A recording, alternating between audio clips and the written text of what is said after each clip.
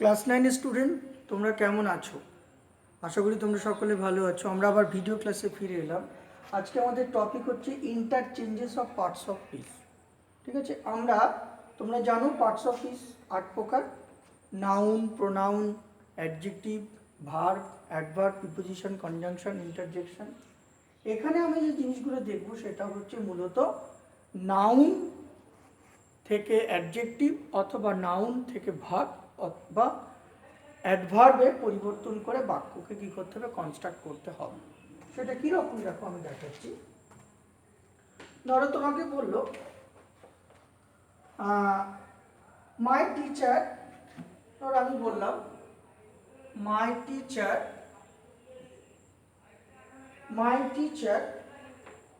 Always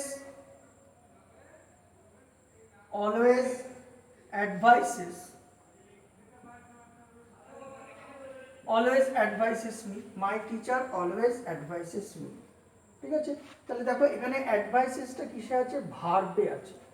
আমি তোমাকে বললাম এই ভার্বটাকে তুমি নাউনে পরিবর্তন করো। তাহলে rewrite the sentence using the noun form of advice. তখন তোমাকে কি করতে হবে, তখন তোমাকে সেন্টেন্সটা লিখতে হবে।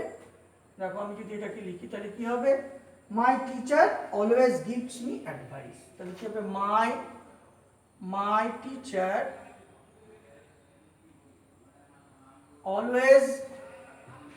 Always gives me advice. তখন এডি ভিআই সি হবে, কারণ নাউন ফর্মের বানানটা হচ্ছে অ্যাডভাইস। ওকে, নাউন হচ্ছে অ্যাডভাইস, এডি ভিআই সি। আর যখন ভার্ব হবে তখন হবে এডি ভিআই এসি। এটা তোমাকে মনে রাখতে হবে।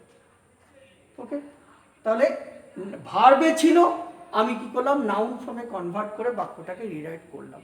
তাহলে মানেটাও অপরিবর্তিত থেকে গেল। এটাকেই বলা হচ্ছে interchange of parts of speech. বোঝা গেল? তারপরে দেখো আমি পরেরটা দেখাচ্ছি।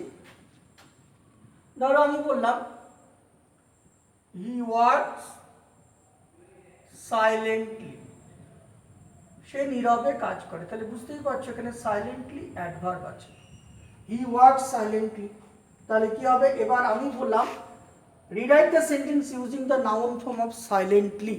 তাহলে নাউন ফর্ম কি হবে, সাইলেন্স হবে, SILENC। তাহলে আমরা নাউন ফর্ম তাহলে কি হবে, হি ওয়ার্কস। এবার প্রিপোজিশন বসাবো একটা, কারণ প্রিপোজিশন ছাড়া নাউন হয় না, কেমন? তাহলে তোমাকে কি করতে হবে, উইথ লিখলাম, উইথ সাইলেন্স, SILENC। তাহলে সাইলেন্স হয়ে গেল, কেমন? বোঝা গেল?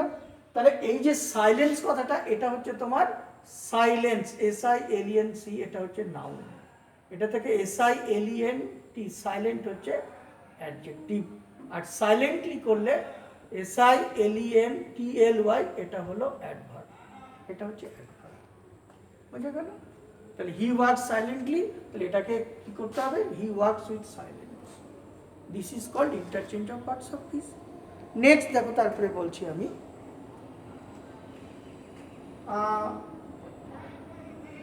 আমি বললাম হি হ্যাজ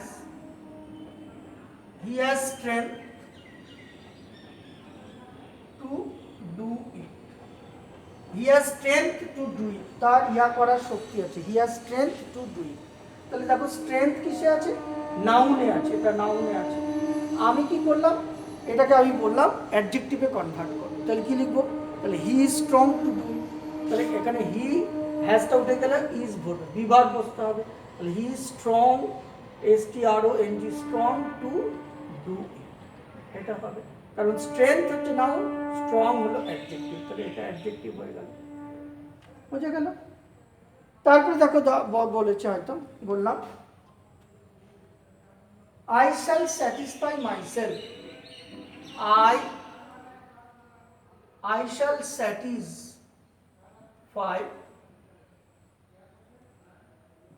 satisfy myself।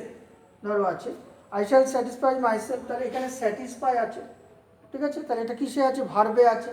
তাহলে এটা ভার্বে আছে, তাহলে আমি এটাকে কি করলাম, অ্যাডজেক্টিভে করতে বললাম। তাহলে এটাকে অ্যাডজেক্টিভে করলে কি হবে, I shall be satisfied। তাহলে I shall be satisfied। I shall be satisfied, তখন এটা কি হয়ে গেল, এটা তখন অ্যাডজেক্টিভ হয়ে গেল। বুঝে গেল? নেক্সট দেখো আবার বলি, হি স্পিক্স কনফিডেন্টলি। ধরো আমি বললাম হি স্পিক্স, সে আত্মবিশ্বাসের সঙ্গে কথা বলে, হি স্পিক্স কনফিডেন্টলি,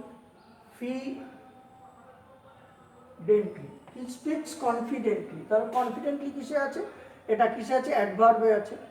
তাহলে আমি অ্যাডভার্বে আছে, আমি এটাকে বললাম কনফিডেন্স, নাউনে কনভার্ট করো, তাহলে কি হবে, হি স্পিক্স উইথ কনফিডেন্স।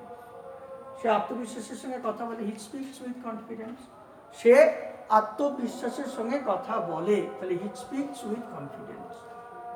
কেমন? নেক্সট ধরো আমি বললাম, ধরো আমি বললাম all of a sudden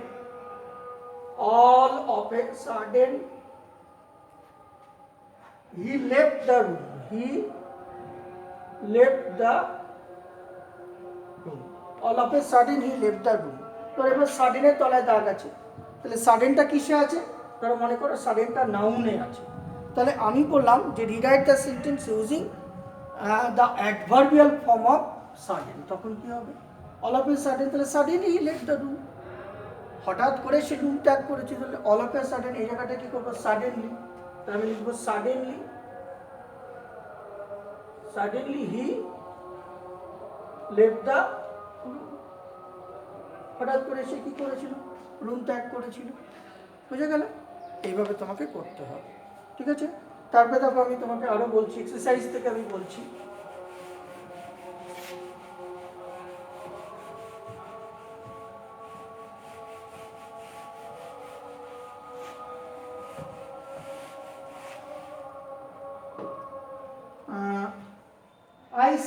I can say confidently, ধরো আমি লিখলাম I can say confidently, confidently, ধরো এখানে তোমাকে কনফিডেন্টলি কি করতে বলেছে, রিপ্লেস বাই ইউজিং নাউন, তাহলে কি হবে অ্যান্সারটা, I can say with confidence, তাহলে তোমাকে লিখতে হবে I can say with confidence। এবার দেখো number 2, he gave a prompt answer,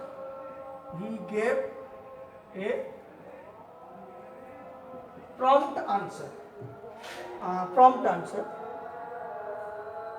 তাহলে কি হবে, এবার তোমাকে বলো এই প্রম্পট কথাটাকে অ্যাডভার্বে চেঞ্জ করে লেখো, তাহলে কি হবে, হি আনসার্ড প্রম্পটলি, তাহলে হি আনসার্ড প্রম্পটলি, তাহলে PROMPTLY, তাহলে এটা অ্যাডভার্ব হয়ে গেল।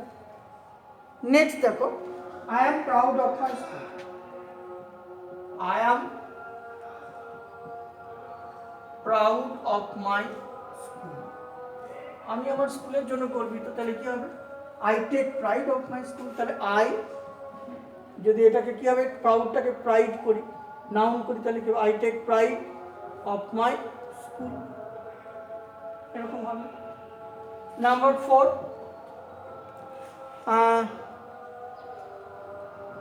their behavior pleased me, their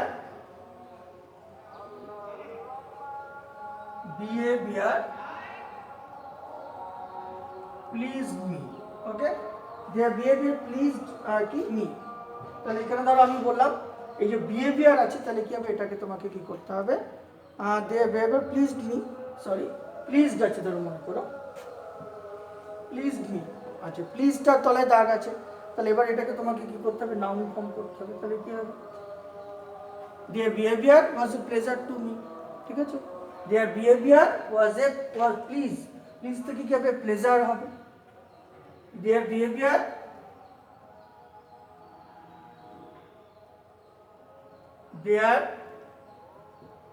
behavior was the cause of my pleasure, PLEASURE, এরকম লিখলেও হবে। নেক্সট দেখো তারপরে be careful to your health, ঠিক আছে, তাহলে be careful to your health. তাহলে এখানে ধরো বি কেয়ারফুল আছে, তাহলে কি হবে, তোমাকে বলো কেয়ারফুলকে নাউনে কনভার্ট করতে বলো, তাহলে কি লিখবো, তাহলে take care of your health. Be careful, তাহলে আমি লিখবো take care of your health. তাহলে take care of your noun form হয়ে গেল। ঠিক আছে, he did the work enthusiastically, তাহলে কি হবে, তাহলে লেখা আছে he did the work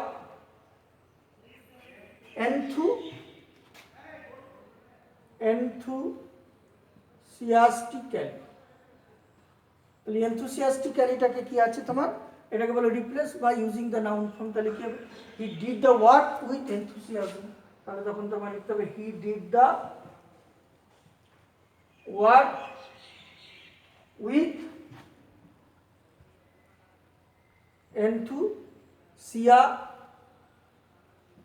enthusiasm, ENTHUSIASM। He did the work with enthusiasm। তাহলে enthusiasmটা কি হলো, এটা দেখো নাউন ফর্ম হয়ে গেল।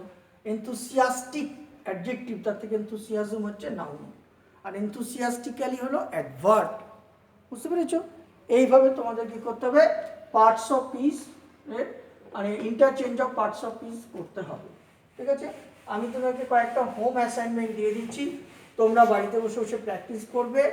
আর এরকম প্রবলেম তোমরা গ্রামার বুক থেকে বা কোশ্চেন পেপার থেকে সলভ করতে পারো, হ্যাঁ, তাহলে তোমাদের কনসেপ্টটা আরও বেশি ক্লিয়ার হবে। বুঝে গেল? আমি তোমাকে কি করছি, কয়েকটা হোম অ্যাসাইনমেন্ট বা হোমওয়ার্ক দিচ্ছি, তোমরা বাড়িতে বসে বসে করবে। যেমন ধরো ওবে ইয়োর এল্ডার্স। তাহলে ওবে ইয়োর এল্ডার্স, ঠিক আছে, তাহলে কি হবে, এটাকে ওবে ইয়োর এল্ডার্স, তাহলে এটাকে তোমাকে অ্যাডজেক্টিভে কনভার্ট করতে হবে। তাহলে কি হবে, তাহলে বি ওবিডিয়েন্ট টু এর এল্ডার্স, তাই না? তাহলে এটাকে করলে কি হবে, B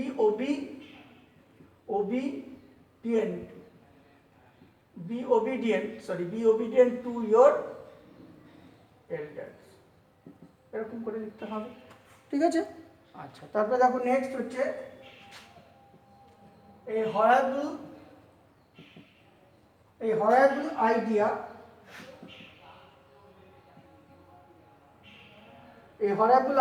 occurred, OCCURR, occurred to me। ধরো হরাবলের তলে দাগ আছে, তাহলে এটাকে তোমাকে অ্যাডভার্বে করতে হবে, তাহলে নিজেরা চেষ্টা করবে। He gave me much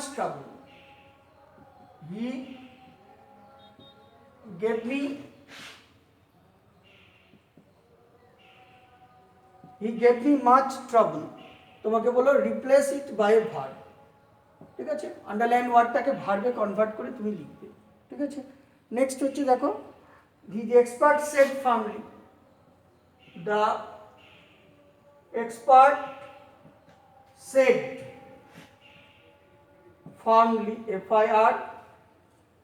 firmly, এবার তোমাকে এটা বলো রিপ্লেস উইথ এ ভার্ব।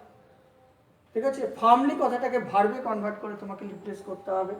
তারপরে ধরো নেক্সট বললো হি গেভ মি পারমিশন, তাহলে হি গেভ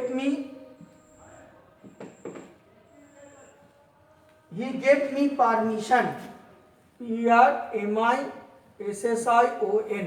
এবার ধরো ব্র্যাকেটে লেখা আছে রিপ্লেস বাই এ ভার্ব, তাহলে তোমাকে ধরো হি গেভ মি পারমিশন, পারমিশনের তলায় দাগ আছে, তাহলে হি গেভ মি পারমিশন। ঠিক আছে, তাহলে আই ওয়াজ পারমিটেড, ঠিক আছে, বাই হিম, এরকম করে লিখতে হবে। তাহলে এখানে পারমিশনটা নাউনে আছে, ঠিক আছে, পারমিট কথাটা ইউজ করতে হবে, তাহলে সেন্টেন্সটা ফার্স্ট টেন্সে আছে, তাহলে কি হবে, আই ওয়াজ পারমিটেড, ঠিক আছে, I was permitted by him, বা হি পারমিটেড মি। ওকে, এইভাবে তোমরা কি করবে, কোশ্চেন পেপার থেকে প্র্যাকটিস করো, অনেক প্র্যাকটিস করো, এবং তোমাদের প্রবলেমগুলো অবশ্যই হোয়াটসঅ্যাপ গ্রুপে দিয়ে দেবে। আমি প্রবলেম সলভ করে আবার তোমাদের গ্রুপে আমি আপলোড করে দেবো। ওকে, তাহলে তোমরা সবাই ভালো থেকো, সুস্থ থেকো, তোমাদের অনেক ধন্যবাদ।